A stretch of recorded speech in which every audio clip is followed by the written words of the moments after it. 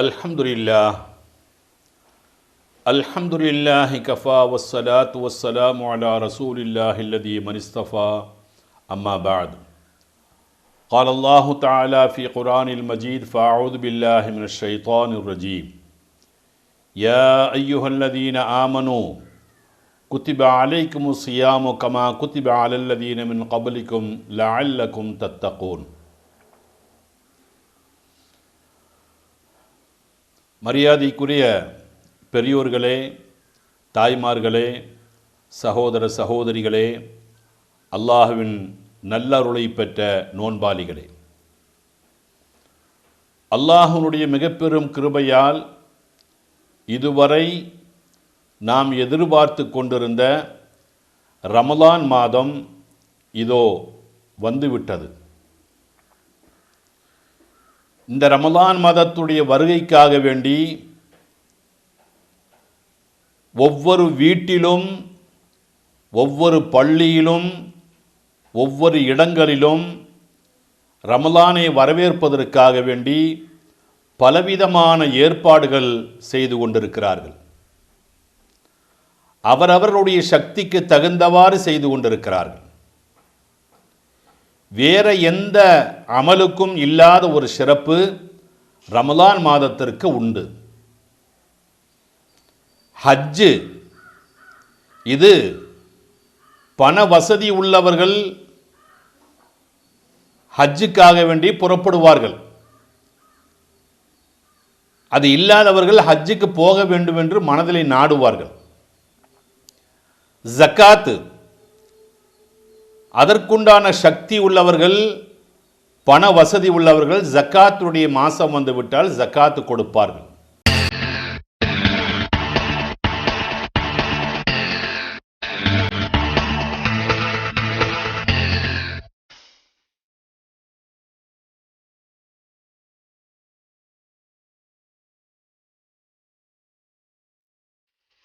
UK Clothes and Garments Manufacturing and Wholesale Distributor, Chittoor Road, Koduvayur. Wholesale business only. பாங்கு சொன்னால் பள்ளிக்கு போக வேண்டும், தொழுக வேண்டும். ஆனால் ரமலான் மாதம் அப்படி அல்ல.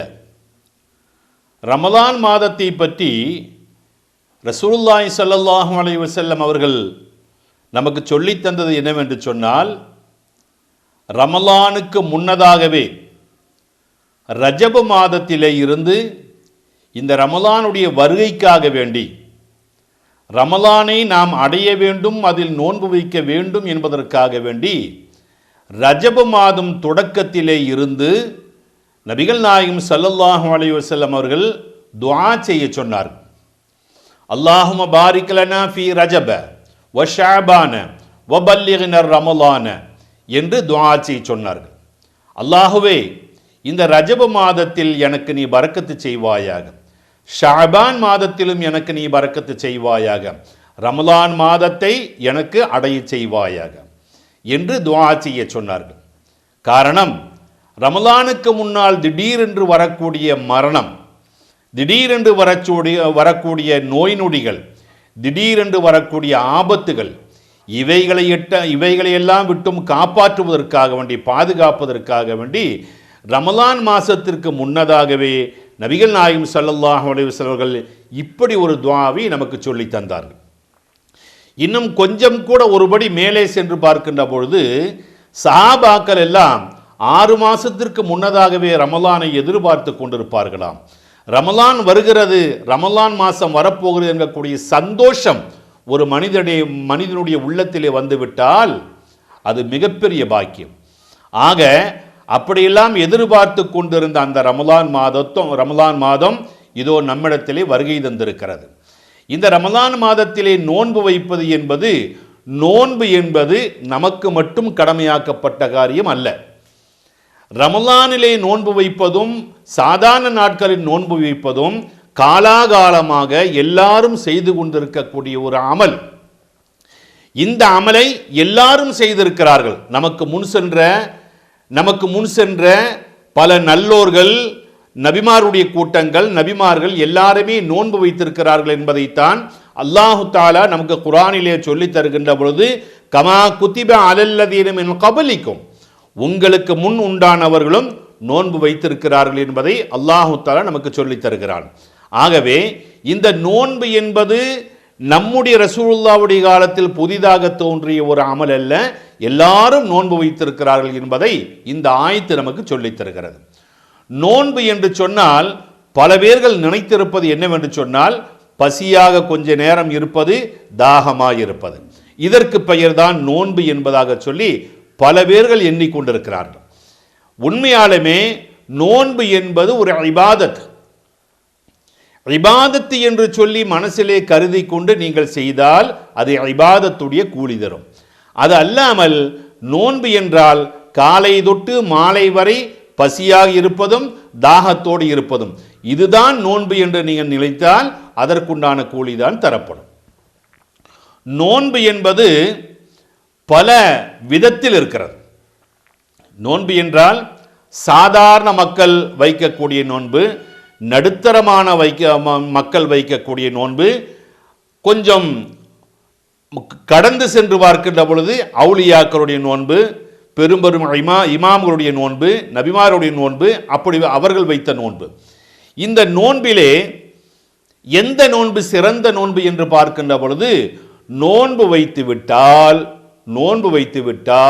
ஒரு மனிதன் தன்னுடைய கண்ணை பாதுகாக்க வேண்டும், தன்னுடைய காதை பாதுகாக்க வேண்டும், தன்னுடைய நாவை பாதுகாக்க வேண்டும், தன்னுடைய கைகளை பாதுகாக்க வேண்டும், தன்னுடைய கால்களை பாதுகாக்க வேண்டும், தன்னுடைய கல்வை பாதுகாக்க வேண்டும். இப்படி எல்லாம் ஒட்டுமொத்தமாக உடம்பில் இருக்கக்கூடிய எல்லா அவயவங்களும் உறுப்புகளும் சேர்ந்து வைக்கக்கூடியதற்கு பெயர்தான் நோன்பு என்பதாக சொல்லப்படுகிறது. கண்ணால் நோன்பு வைப்பது என்று சொன்னால் நோன்பு வைத்துக் கொண்டு தேவையில்லாதவைகளை பார்க்கக்கூடாது. நோன்பு வைத்துக் கொண்டு தேவையில்லாதவை காதுகளில் கேட்கக்கூடாது. நோன்பு வைத்துக் கொண்டு தேவையில்லாத வார்த்தைகளை பேசக்கூடாது. நோன்பு வைத்துக்கொண்டு அடுத்தவருடைய முதலை, அடுத்தவருடைய பொருளை இந்த கையினால் எடுக்கக்கூடாது. நோன்பு வைத்துக்கொண்டு தேவையில்லாத விஷயங்களை கல்விலே எண்ணக்கூடாது. இப்படி ஒவ்வொரு பொருளும் இபாதத்தாக மாற வேண்டும். ஒவ்வொன்றுமே அல்லாஹுக்கு நோன்பு வைக்கக்கூடியதாக இருக்க வேண்டும். பசியோடும் தாகத்தோடும் இருப்பதற்கு மட்டும் நோன்பு என்று சொல்ல முடியாது. நோன்பு வைத்துவிட்டு இன்றைக்கு பல பேர்கள் பலவிதமான தேவையில்லாத ஹராமான காரியங்களை செய்யக்கூடியவர்களும் கூட நம்மிடத்தில் இருக்கிறார்கள். நோன்பு வைப்பார்கள், அதே நேரத்தில் காலை முதல் மாலை வரை தேவையில்லாத விஷயங்களை, கீபத்தான விஷயங்களை, புறம் பேசுவது, அடுத்தவர்களுடைய குறைகளை பேசுவது, அடுத்தவர்களுடைய குறைகளை தூண்டி தூண்டி ஆராய்வது, இப்படி நோன்பு வைத்துக் கொண்டு பலவிதமான ஹராமான வார்த்தைகளை பேசக்கூடியவர்கள் இருக்கிறார்கள். ஹராமான கீபத்து போன்ற புறம் பேசக்கூடிய அந்த இதை பேசுவதை கேட்பதற்காக வேண்டி உட்கார்ந்து அவர்கள் கேட்டுக்கொண்டே இருப்பார்கள். இதுவும் அதே மாதிரி மனதிலே ஹராமான எண்ணங்களை, அடுத்தவர்களை பற்றி தேவையில்லாத எண்ணங்களை எண்ணுவது, இதெல்லாம் நோன்புக்கு இடையூறு தரக்கூடிய, நோன்பை கஷ்டப்படுத்தக்கூடிய, நோன்பை வெறும் நோன்பாக ஆக்கக்கூடிய செயல்களாக இருக்கிறது. ஆகவே எந்த காரணத்தை கொண்டும் நோன்பு வைத்துக்கொண்டு நம்முடைய நாவிலே ஹராமான வார்த்தை வந்துவிடக்கூடாது. நோன்பு வைத்துக்கொண்டு தேவையில்லாத விஷயங்களை காதிலே கேட்கக்கூடாது. முடிந்த அளவுக்கு நோன்பு மாசத்தில் தேவையில்லாத சீரியல், சினிமா, இது போன்ற காரியங்களை நாம் ரமலான் மாதத்திலே தவிர்த்து கொள்ள வேண்டும். ஹலாலான முறையிலே சம்பாதிப்பதற்காக வேண்டி கைகாலை உபயோகிக்கலாமே தவிர ஹராமான முறையில் சம்பாதிப்பதற்கோ வேறு யாருடைய முதலையாவது அபகரிப்பதற்காக வேண்டியோ நம்முடைய கைகால்களை செலவு செய்யக்கூடாது, உபயோகிக்கக்கூடாது. இப்படியாக நம்முடைய நோன்பை பாதுகாத்து கொண்டோமையானால் அந்த நோன்புக்கு சரியான முறையில் அல்லாஹு தஆலா அதற்குண்டான கூலியை தருவான்.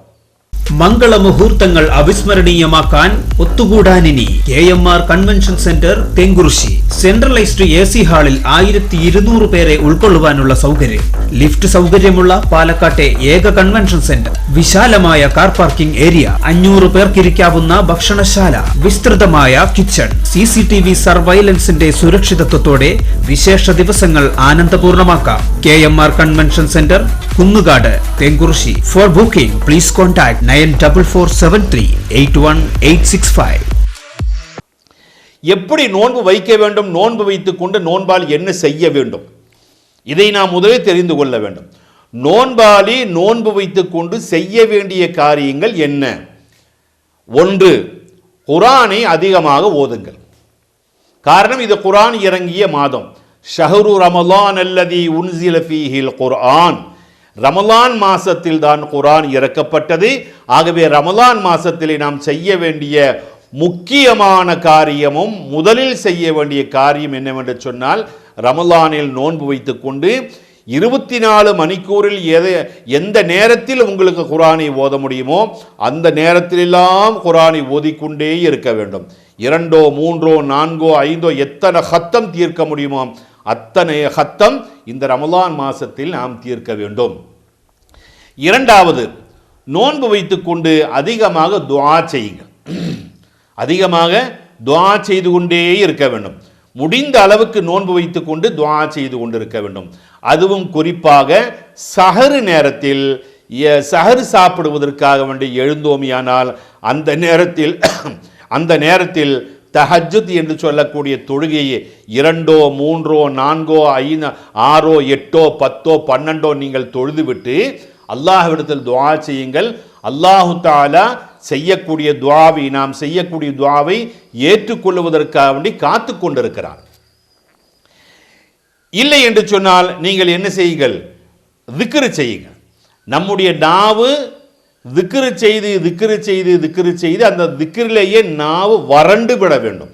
அந்த அளவுக்கு திக்ர் செய்ய வேண்டும். அல்லது சதகாக்கள் செய்ய வேண்டும். எந்த அளவுக்கு உங்களால் நோன்பு வைத்துக்கொண்டு சதகாக்கள் செய்ய முடியுமோ அந்த அளவுக்கு சதகாவை நீங்கள் அதிகமாக செய்யுங்கள். ஜகாத் என்பது வருஷத்துக்கு ஒரு தடவை தான் கொடுக்க வேண்டும். அந்த ஜகாத்தை ஏன் ரமலான் மாதத்தில் கொடுக்கிறோம் என்று தெரியுமா? ரமலான் மாதத்தில் நோன்பாளிகளுக்கு கொடுக்கின்ற பொழுது நன்மைகள் அதிகமாக தரப்படும், கூலிகள் அதிகமாக தரப்படும். அதனால் தான் ரமலான் மாதத்தில் நாம் ஜகாத் ஆகட்டும் சதகாவாகட்டும் எதுவாக இருந்தாலும் அந்த ரமலான் மாதத்தில் கொடுக்கின்ற பொழுது நன்மைகள் அதிகரிப்பதின் காரணமாகத்தான் இந்த ரமலான் மாதத்தில் நாம் அதிகமாக செய்கிறோம். அடுத்ததாக செய்ய வேண்டும் என்று சொன்னால், உங்களால் ஒரு நோன்பாளிக்கு நோன்பு திறப்பதற்காக வேண்டி என்ன கொடுக்க முடியுமோ அதை நீங்கள் கொடுங்கள். உங்களுடைய வீட்டில் சமைக்கக்கூடிய பொருளாகட்டும் அல்லது வெளியிலிருந்து வாங்கிய பொருளாகட்டும் எதுவாக இருந்தாலும் நோன்பு திறப்பதற்காக வேண்டி உங்களால் ஒரு பேரிச்சம்பழம், ஒரு ஈத்தப்பழம், அந்த பேரிச்சம்பழத்தை தான் உங்களால் கொடுக்க முடியும் என்று சொன்னால் அந்த பேரிச்சம்பழத்தையாவது நீங்கள் வாங்கி கொடுங்கள். அல்லது அதைவிட அதிகமாக கொடுக்க முடியும் என்று சொன்னால் அந்த நோன்பு திறக்கக்கூடிய நேரத்தில் நோன்பாளியருடைய வாயிலே முதலாக செல்லக்கூடிய பொருள் உங்களுடைய பொருளாக இருக்க வேண்டும். அது ஒரு சர்பத்தாக இருக்கலாம், அது ஒரு கஞ்சியாக இருக்கலாம், அது ஒரு பேரிச்சம்பழமாக இருக்கலாம். எதுவாக இருந்தாலும் நோன்பாளிகளுக்கு நோன்பு திறக்கக்கூடிய நேரத்திலே அந்த நிய்யத்தை சொல்லக்கூடிய அந்த நேரத்தில் நீங்கள் அதை கொடுத்தீர்கள் என்று சொன்னால் மிகப்பெரிய கூலியை நிச்சயமாக நாம் அடைவோம். அதே போல சஹருடைய நேரத்தில் சாப்பாடு கொடுப்பது பல இடங்களிலே சஹரு சாப்பாடு என்றே ஏற்பாடு செய்திருக்கிறார்கள். பல இடங்களில் நாம் பார்த்திருக்கிறோம். சஹரு சாப்பாடு என்று பல பேர்களுக்கு, பல 100 பேர்களுக்கு, பல்லாயிரக்கணக்கான பேர்களுக்கு சஹர் ஏற்பாடு செய்து பல பேர்கள் கொடுத்து கொண்டே இருக்கிறார்கள். என்ன காரணம்? அதனுடைய கூலி மிகப்பெரிய கூலியாக இருக்கிறது. ஆக இந்த ரமலான் மாதத்தில் நோன்பு வைத்துக்கொண்டு நம்மால் என்னென்ன அமல்கள் செய்ய முடியுமோ அந்த நல்ல அமல்களை முடிந்த அளவுக்கு நாம் செய்தோம் என்று சொன்னால் அந்த நோன்பு அல்லாஹ்வினால் ஏற்றுக்கொள்ளப்படக்கூடிய நோன்பாக இருக்கும். ஒரு விஷயத்தை நீங்கள் புரிந்து கொள்ள வேண்டும். என்ன தெரியுமா? நோன்பு என்பது ஒரு காலி பாத்திரம். அந்த நோன்பு வைத்துக்கொண்டு அந்த காலி பாத்திரத்தை நிறைக்க வேண்டும். எதை கொண்டு அந்த காலி பாத்திரத்தை நிறைப்பது? தொழுகையை கொண்டும், இபாதத்துகள் கொண்டும், குர்ஆன் ஓதுவது கொண்டும், திக்ருகள் செய்வது கொண்டும், துஆக்கள் செய்வது கொண்டும், சதகாக்கள் செய்வது கொண்டும், இவையெல்லாம் கொண்டு அந்த நோன்பு என்று சொல்லக்கூடிய காலி பாத்திரத்தை நீங்கள் நிறைக்கின்ற பொழுது அது நமக்கு தேவையான நன்மைகளை தருகிறது. அந்த மாதிரி நோன்பைத்தான் அல்லாஹ் எதிர்பார்த்து கொண்டிருக்கிறான். நோன்பாளிகளுக்கு அல்லாஹு தரக்கூடிய கூலி என்ன? ரையான் என்று சொல்லக்கூடிய சொர்க்கத்தை தருவதாக அல்லாஹு தஆலா வாக்களித்திருக்கிறான். அந்த நோன்பை முழுமையான முறையிலே நிறைவேற்றுவதற்கு நாம் முயற்சி செய்ய வேண்டும். இன்னொரு விஷயம் தெரியுமா உங்களுக்கு?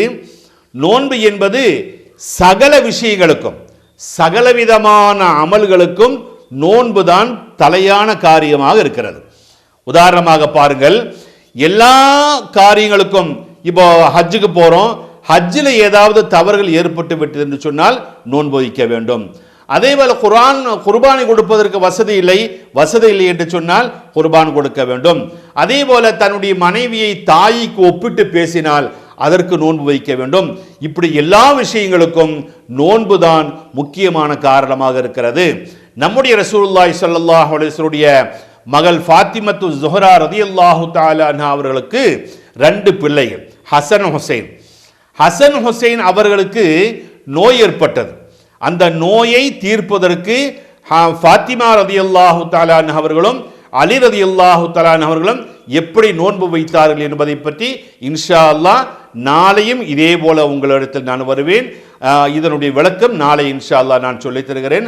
அதுவரைக்கும் அஸ்ஸலாமு அலைக்கும் வரஹ்மத்துல்லாஹி வபரகாத்துஹு.